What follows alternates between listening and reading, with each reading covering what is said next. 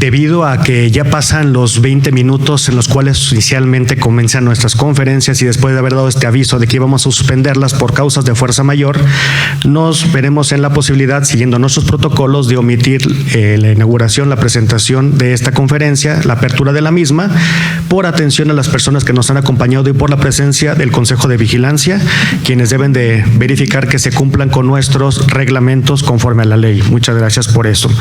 Por lo cual, le solicito a la licenciada Carla Georgina Chávez Pech tenga bien hacer una breve presentación del conferencista que nos acompaña el día de hoy. Gracias. Buenas noches. Les presento al maestro Jesús Donaciano Medina García. Él es maestro en Ciencias de la Educación, profesor titular de la Universidad de Guadalajara y coordinador de extensión del Centro Universitario Costa Sur. Es licenciado en Historia en la Facultad de Filosofía y Letras por la Universidad de Guadalajara y maestro en Ciencias de la Educación por la Universidad de Monterrey. Por cuestiones de tiempo dejaremos hasta ahí su currículum y le pedimos, por favor, maestro, inicie con su conferencia. Gracias. Muchas gracias por recibirme aquí. Licenciado Samuel Gómez Luna, presidente de nuestra Benemérita. Licenciada Carla Georgina Chávez, también secretaria general. Agradezco a las personas que están aquí presentes y también a quienes nos hacen el favor de seguirnos en línea. El trabajo que quisiera presentar el día de hoy le puse por título Revaloración y posicionamiento patrimonial de la vida y obra de Mariano Meléndez Muñoz. Quisiera iniciar comentando que, como es del conocimiento general, la que se considera la primera novela escrita en lo que hoy sería México, pues es El Periquillo Sarniento del autor Joaquín Fernández de Lizardi, nacido en 1816 en la Ciudad de México y muere en 1676. Lo saco a colación porque hay cierta similitud entre esta obra del Periquillo Sarniento y El Misterioso. Otra cosa por la que también saqué esta obra de Fernández de Lizardi es porque hay un paralelismo también en la vida que llevaron ellos, tanto Lizardi como Mariano Meléndez y Muñoz, en el sentido de que fueron hombres no solo que se quedaron en la cuestión de la literatura, sino que asumieron un rol protagónico en los momentos difíciles que vivía el país en esa época. Uno en la etapa de la independencia, Lizardi, y Mariano Meléndez le correspondió la etapa de la Reforma. Podemos ver de manera muy rápida, también para hacer ciertas similitudes, como el personaje principal de Lizardi, el Periquillo Sarniento, ¿verdad? Pues es un personaje que narra muchas aventuras que tuvo en su vida, pero también es muy crítico y también asume un rol de inconformidad. Es un personaje que pertenecería a la picaresca, digamos, que anduvo en 1000 lugares, incluso hasta en Manila, ¿no? Que llegó a abordar el galeón de Manila este personaje. Otro referente que también quisiera comentar sobre estas novelas del siglo XIX sería La hija del bandido, que fue publicada en 1887 por la autora Refugio Barragán de Toscano, que como sabemos es nacida en Tonila. Su novela narra amores imposibles, aventuras, misterios también, en torno al Nevado de Colima principalmente, y tal vez la relación que yo quise hacer, el paralelismo, es que se trata la primera novela escrita por una mujer, en 1887. Bueno, y finalmente llegamos al misterioso, ¿no? Que es esta edición. Es un personaje heroico con tintes dramáticos y hay que verla en el contexto cuando se estaba, digamos, construyendo el imaginario o esa identidad nacional. En ese contexto de la etapa de la historia de México podemos hablar, por ejemplo, del gran escritor también de Bustamante, que constructor de algunos mitos, incluso mitos fundacionales que a veces se ponen en tela de juicio. Si existió, por ejemplo, el niño artillero, ¿no? El Pípila, pero vamos, es en esta época donde hay que construir esos elementos que dan identidad a lo que posteriormente sería la nación mexicana. Yo quisiera que este autor, que no es tan conocido, ¿verdad?, El Misterioso, Hay un investigador del Centro Universitario de Ciencias Sociales de nombre Fabián que ha dedicado un buen tiempo a la vida y obra de Mariano Meléndez, ¿no? y Muñoz. Él lo que le llama la atención es cómo este héroe pudiera ser muy contemporáneo, pudiera ser un héroe que les pudiera gustar a los jóvenes actuales. Sabemos del auge que hay de novelas gráficas, de cómics, producciones cinematográficas que aparecen estos personajes, ¿no? Enmascarados, con un cierto heroísmo, un protagonismo. Estas características tendría el misterioso, ¿no? Se considera que es la primera novela publicada en Jalisco y es en 1836. Y también sería la segunda en México, como ya dijimos, la primera el Periquillo Sarniento. No se sabe mucho, no hay documentos que hablen de la primera infancia de este autor, de Mariano Meléndez, pero sí hay documentos que confirman que su muerte fue en el 59, en 1859, y que está enterrado en Tecolotlán. Está enterrado en el Panteón Municipal de Tecolotlán, pero cabe señalarlo, pues nadie dice, no hay alguna placa, no, su tumba está totalmente deteriorada, descuidada, y bueno, uno puede pasar por ahí y en ningún momento sabrá uno que es Mariano Meléndez, y que bueno, su contribución fue importante. Este señor vivió un tiempo en Guadalajara, aquí se desempeñó también como impresor, ¿verdad? Él publicó muchas obras, promovió muchas obras también. Había una imprenta en ese entonces de la Casa de la Misericordia del Hospicio Cabañas. Era, por lo que hemos leído de sus datos biográficos, desde pequeño, pues un hombre, un ser humano muy capaz, con una gran capacidad de aprendizaje, y que incluso lo llevó por su carácter y esa actitud de tomar una postura ante los problemas que vivía el país, de formar y pertenecer a un escuadrón de hombres libres de Tecolotlán, que se llamaba, que sería un poco para cuidarse de los gavilleros que llegaban, algunos en nombre de algún ideal y otros pues nada más iban a saquear. Entonces es curioso, ¿no? Cómo Mariano Meléndez, además de tener esas facultades para imprimir, para promover la cultura, digamos, y para él ser un autor, pues también tener, ¿no?, el carácter y las condiciones para ingresar a lo que sería la milicia, andar a caballo en la sierra, armado, tratando de defender su territorio, lo que hoy sería la Sierra de Quila y toda esa región de Tecolotlán. La novela se publica, como ya mencioné, en 1836. Pensemos en una época muy agitada para el país, porque es justamente el año donde se pierde el territorio tejano. Entonces estamos hablando de una época muy difícil, ¿no?, para nuestro país, una época de inestabilidad que tal vez inicia con esta pérdida de Texas, y después ya sabemos lo que vendría, ¿no? La época donde también se están expandiendo los imperios europeos, y por eso posteriormente tuvimos la invasión de Maximiliano, ¿no? Ya mencioné, ¿verdad?, de que llegó al grado de teniente en este batallón de hombres libres, como se llamaban, de Tecolotlán. La obra del misterioso, ¿verdad?, dice, hay una investigación profunda donde el principal interés era como recopilar, analizar, estudiar y difundir esta obra ante la evidente falta de estudios a fondo sobre su persona dentro del ámbito de la literatura jalisciense. Es una novela de aventuras donde hace una mezcla muy particular.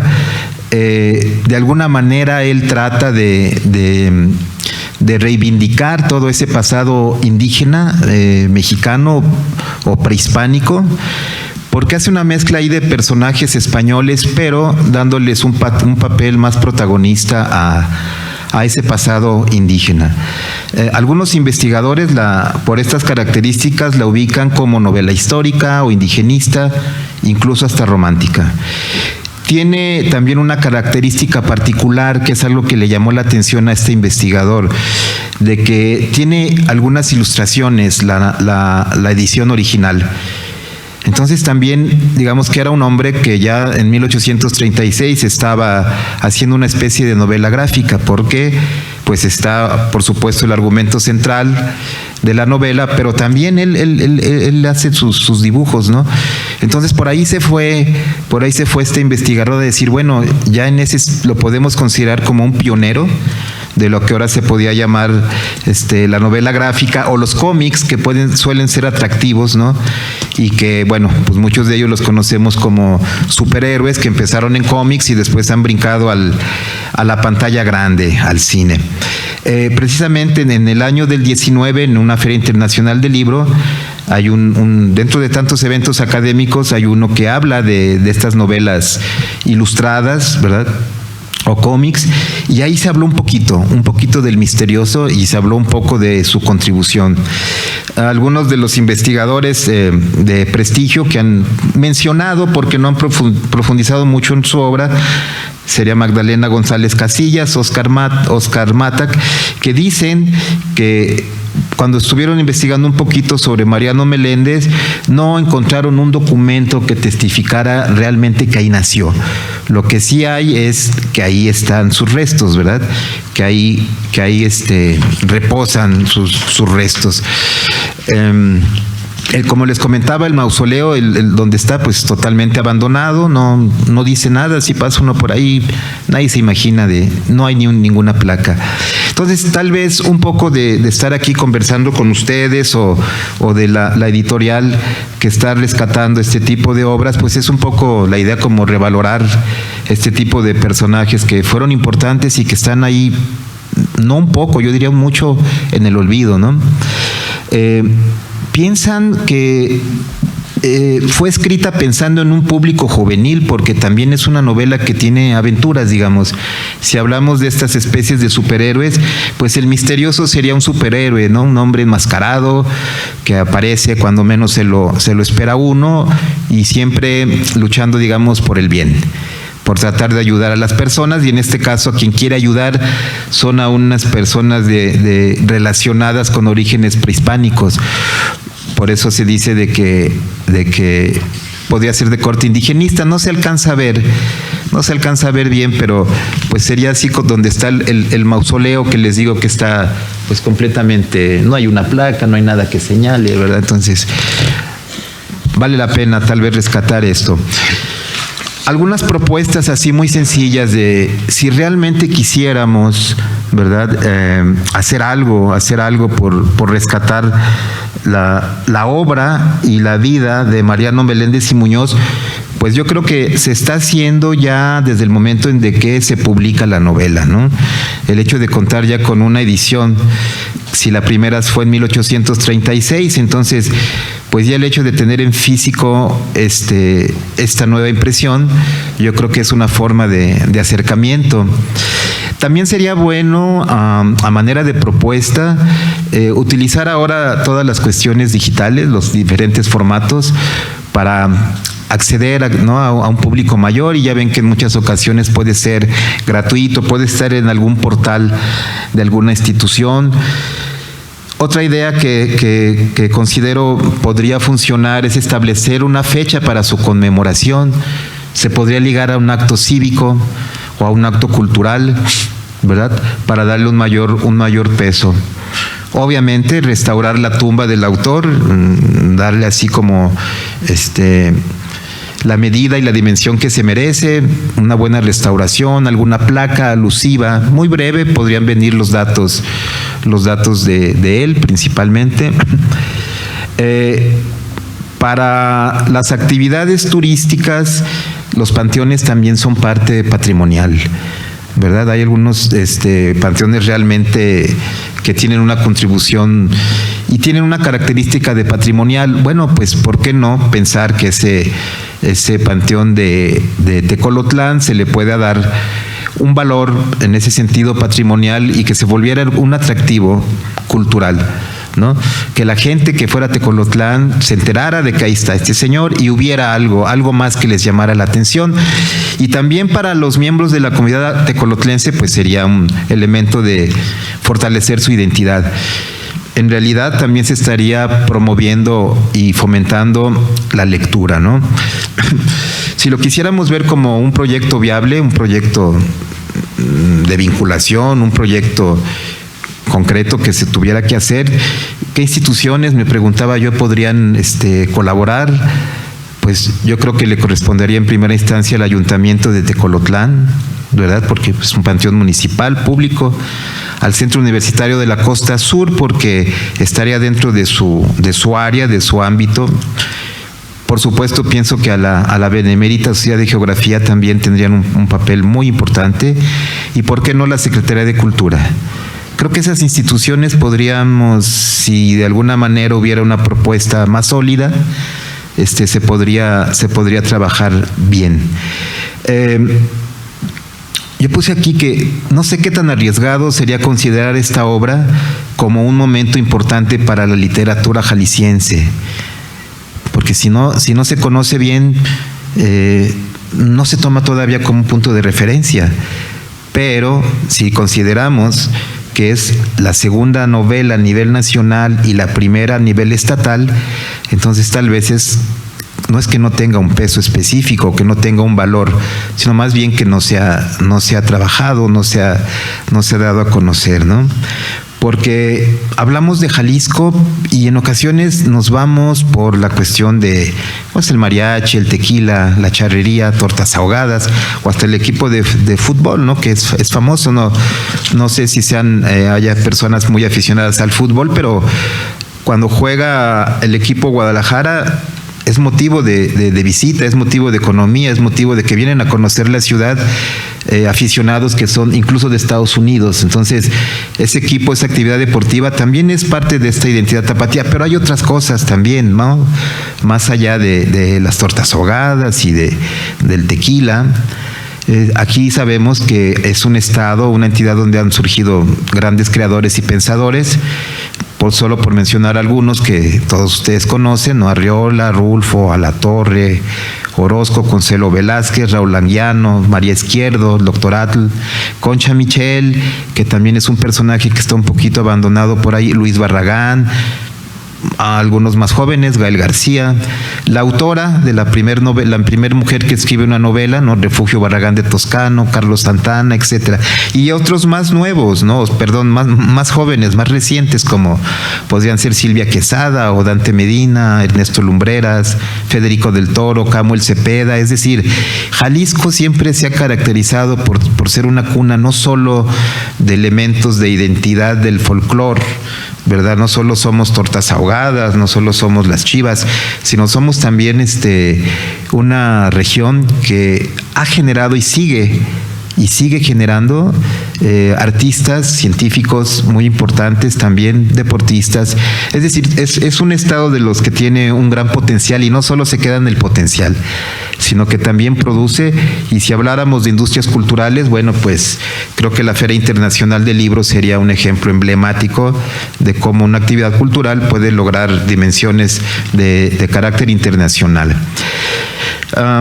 Un poco una reflexión o una idea que tal vez no llegue a reflexión. Dice, de alguna manera estamos presenciando ya algunas formas en que el COVID-19 afectó a diversos sectores sociales, y en ese sentido la comunidad artística tuvo y a la vez está reinventándose con mucha rapidez. Por ejemplo, el fin de semana pasado en Autlán, en el Museo Regional de las Artes, se presentó un espectáculo de los llamados body painting, con performance, desnudos en vivo, que en algunas partes ya se realizan, ¿verdad?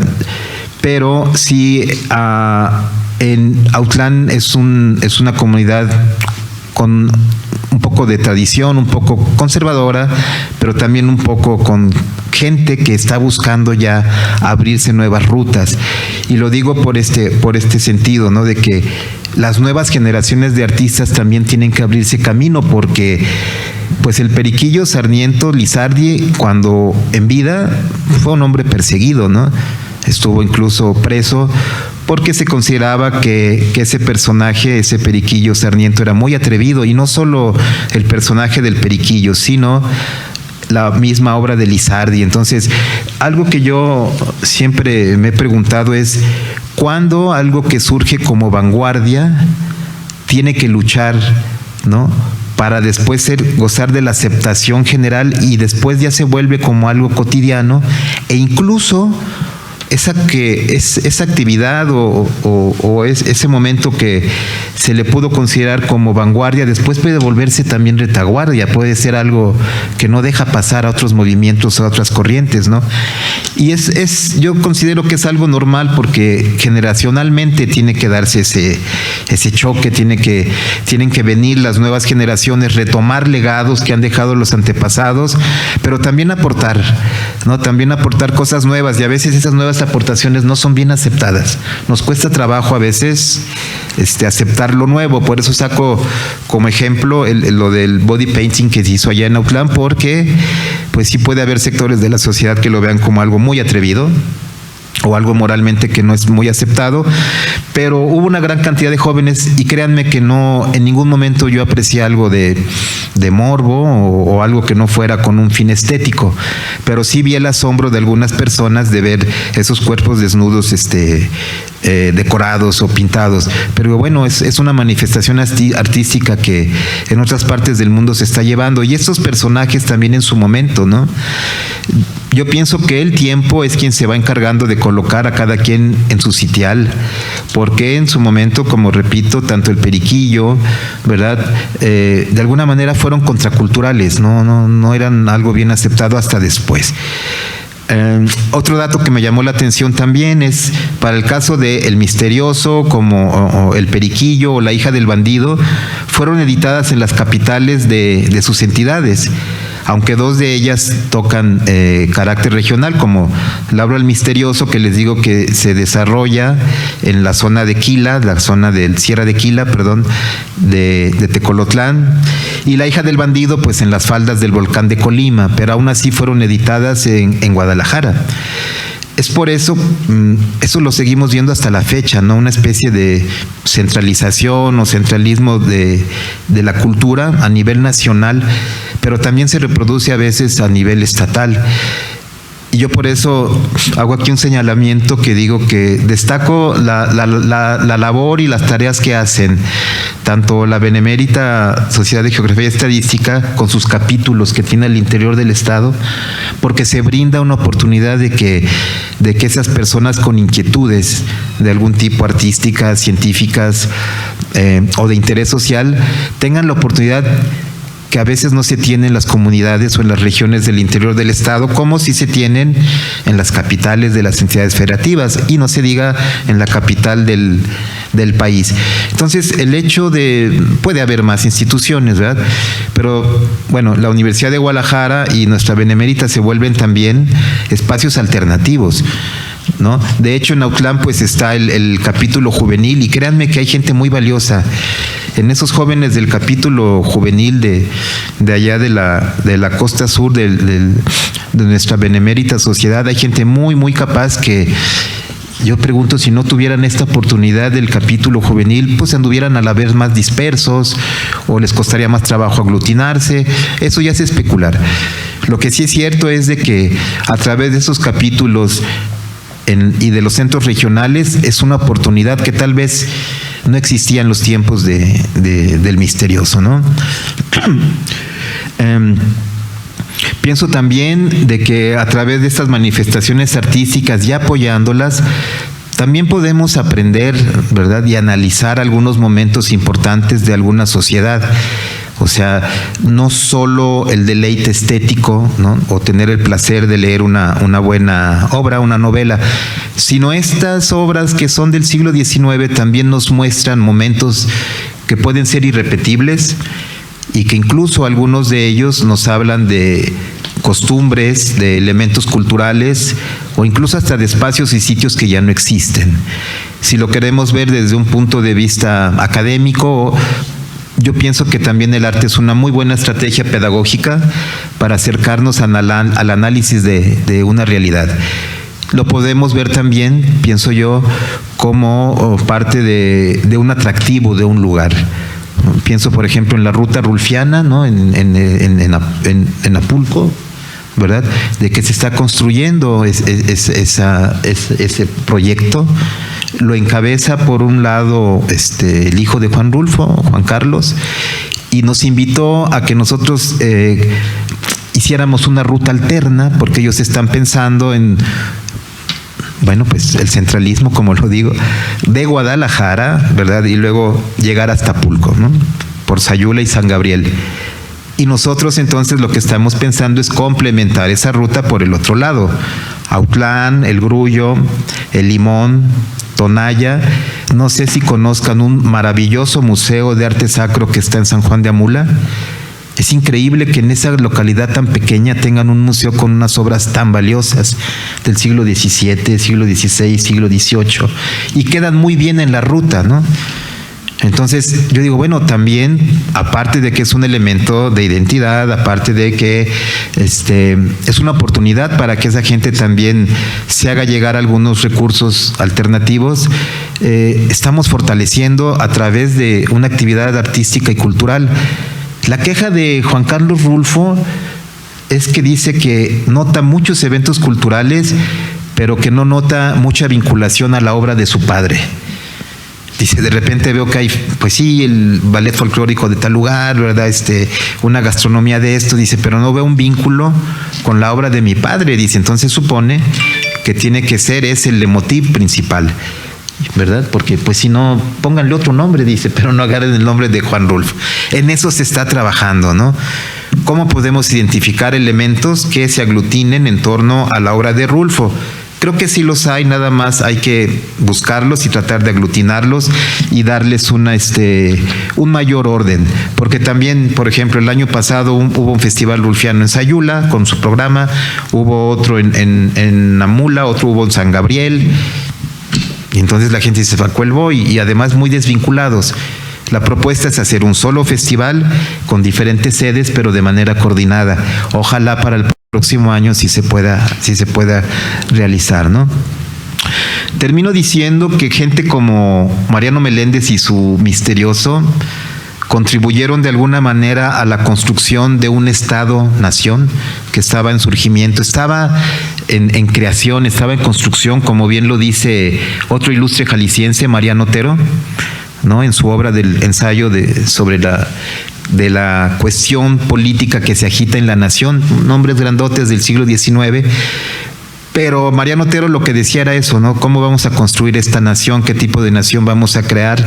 Él lo hacía desde el punto de vista jurídico, pero también estos hombres del siglo XIX, estos jaliscienses, buscaban lo mismo. ¿Cómo darle identidad a esto que nos dejaron, ¿no? Éramos una colonia por 300 años y ahora el segundo imperio, el primer imperio, o vamos a estar un Estado-nación.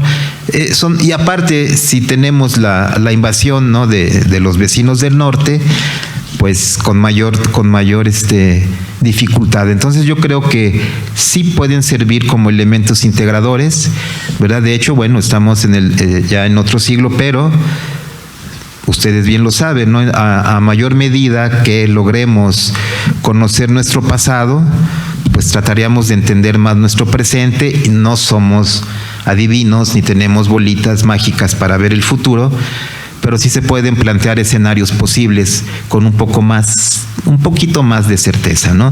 Y ya para finalizar, aquí hay una parte con la que quiero cerrar, que un amigo le escribe a Mariano Meléndez, y creo que lo que dice Mariano Meléndez le atinó bien.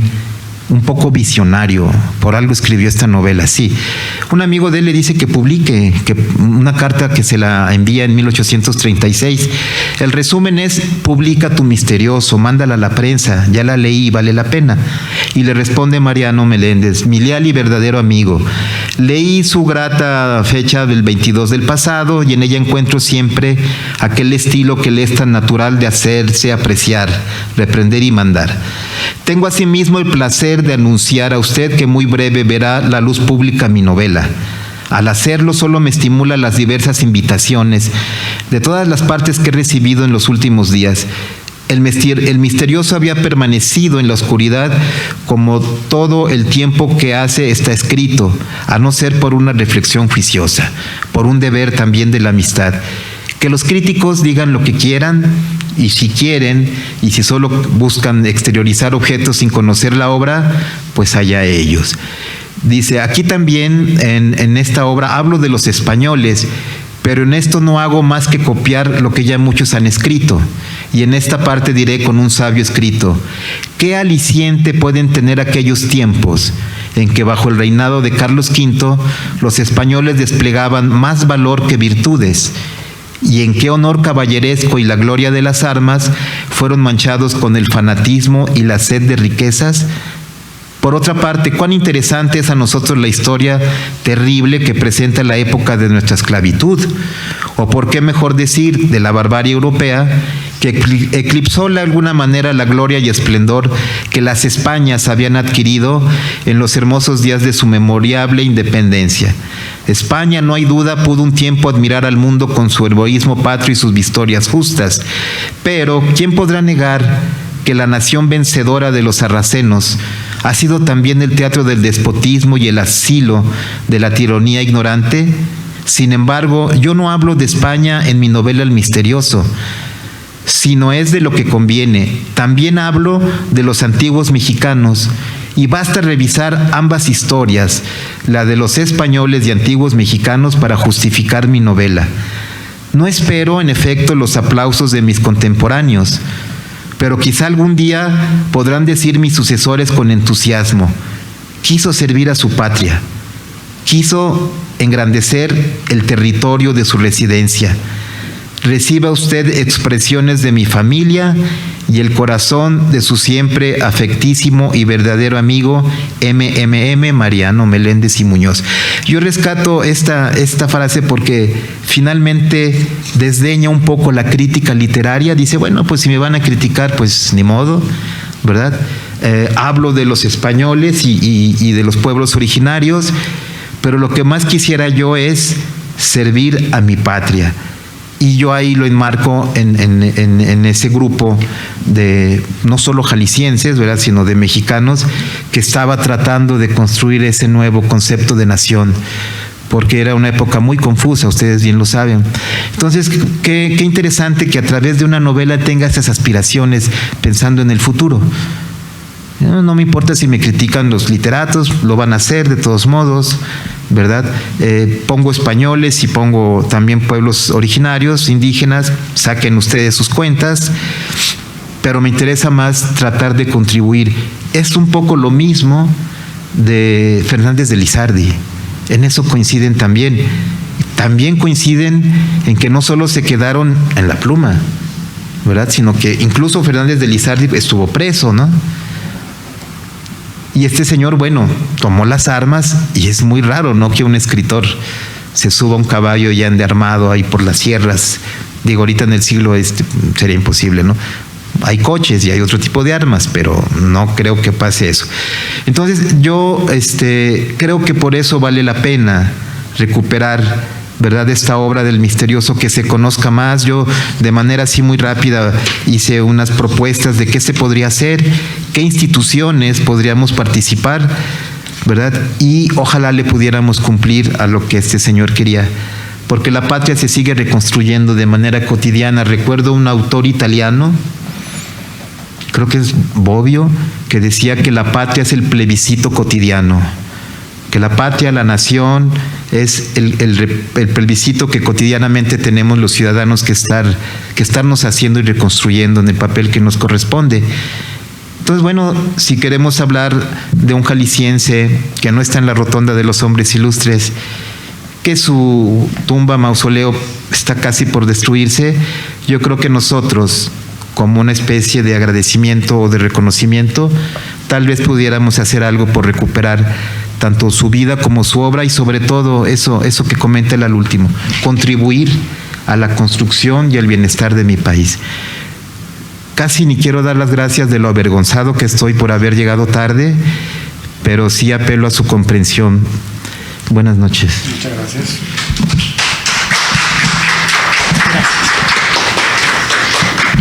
Agradecemos al maestro Jesús Donaciano Medina García por su conferencia. Muchas gracias. También agradecemos la presencia de la licenciada Pilar Sánchez Alfaro, expresidenta, a nuestros directivos, socios, asociados e invitados que nos acompañan en la casa sede y también a través de nuestras redes. Muchas gracias a todos por su asistencia y comprensión. Pues los avisos excepcionalmente los dimos al inicio y ahora los invitamos al convivio aquí para platicar al respecto de esta conferencia. Y cedo el uso de la voz a nuestro presidente para el cierre. Asimismo, recordarles que el próximo martes 1 de noviembre a las 20 horas tendremos el trabajo de ingreso del doctor Hugo Torres Salazar, titulado Nuestra actitud hacia la muerte en este tiempo y otros, reflexiones del psicoanálisis, la historia y la literatura. Por lo cual, siendo las 8 de la noche con 57 minutos, damos por clausurados los trabajos de esta sesión académica. Muchas gracias por habernos acompañado.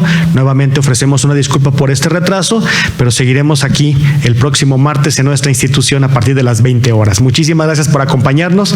Que pasen ustedes una muy buena noche.